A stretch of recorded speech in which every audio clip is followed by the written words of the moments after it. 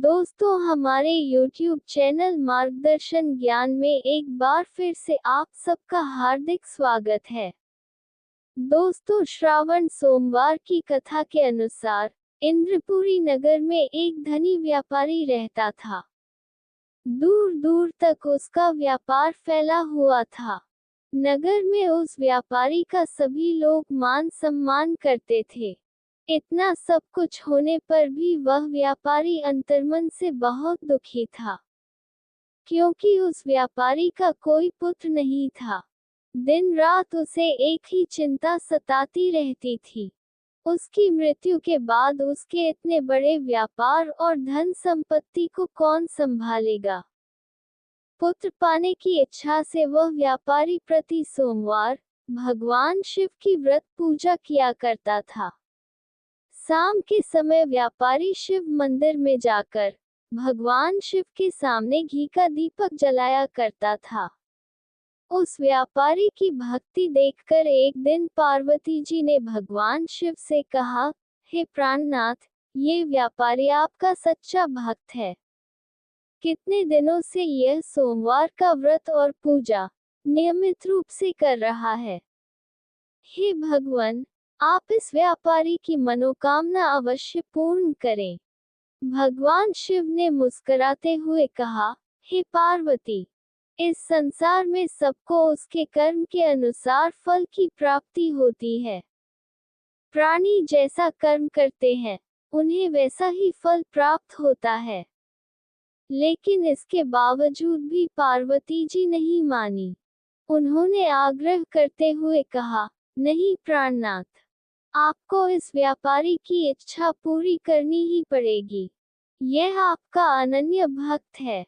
प्रति सोमवार आपका विधिवत व्रत रखता है और पूजा अर्चना के बाद आपको भोग लगाकर एक समय भोजन ग्रहण करता है।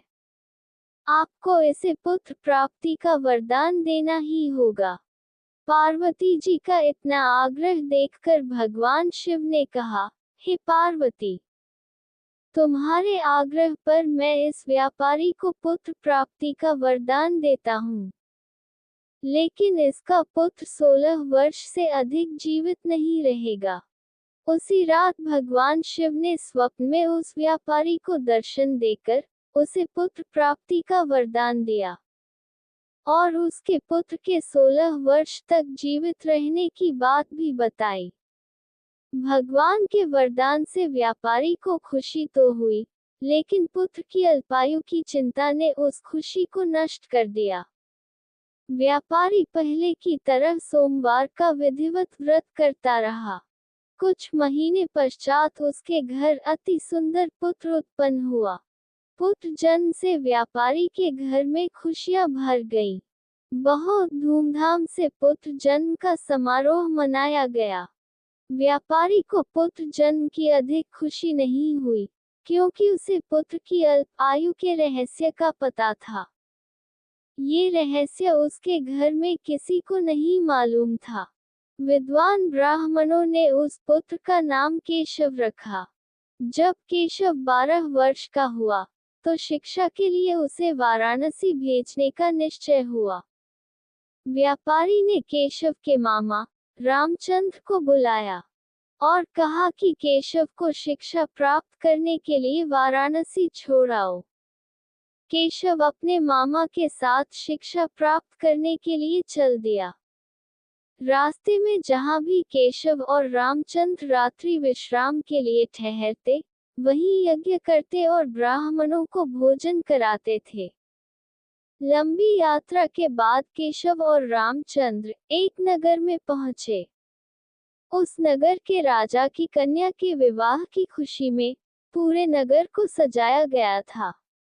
निश्चित समय पर बारात आ गई, लेकिन वर का पिता अपने बेटे के एक आंख से काने होने के कारण बहुत चिंतित था। उसे इस बात का भय सता रहा था कि राजा को इस बात का पता चलने पर कहीं वह विवाह से इनकार न कर दे। इससे उसकी बदनामी होगी। वर के पिता ने केशव को देखा तो उसके मस्तिष्क में एक विचार आया। उसने सोचा क्यों न इस लड़के को दूल्हा बनाकर राजकुमारी से विवाह करा दूं। विवाह के बाद इसको धन देकर विदा कर दूंगा और राजकुमारी को अपने नगर में ले जाऊंगा। वर के पिता ने इसी संबंध में केशव और रामचंद्र से बात की। रामचंद्र ने धन मिलने के लालच में वर के पिता की बात स्वीकार कर ली। केशव को दूल्हे के वस्त्र पहनाकर राजकुमारी चंद्रिका से विवाह करा दिया गया। राजा ने बहुत सा धन देकर राजकुमारी को विदा किया। केशव जब लौट रहा था तो सच नहीं छिपा सका और उसने राजकुमारी की ओढ़नी पर लिख दिया, हे राजकुमारी चंद्रिका, तुम्हारा विवाह तो मेरे साथ हुआ था। मैं तो वाराणसी में शिक्षा प्राप्त करने जा रहा हूँ। अब तुम्हें जिस नवयुवक की पत्नी बनना पड़ेगा वह कान्हा है। जब राजकुमारी ने अपनी ओढ़नी पर लिखा हुआ पढ़ा तो उसने काने लड़के के साथ जाने से इनकार कर दिया। राजा ने सब बातें जानकर राजकुमारी को महल में रख लिया। उधर केशव अपने मामा रामचंद्र के साथ वाराणसी पहुंच गया। केशव ने गुरुकुल में पढ़ना शुरू कर दिया। जब केशव की आयु 16 वर्ष पूरी हुई तो उसने एक यज्ञ किया।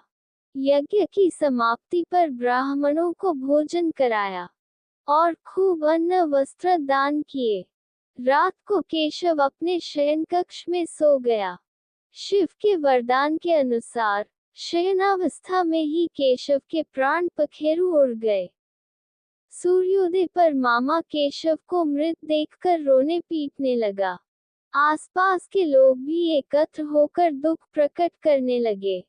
मामा के रोने विलाप करने के स्वर समीप से गुजरते हुए भगवान शिव और माता पार्वती ने भी सुने।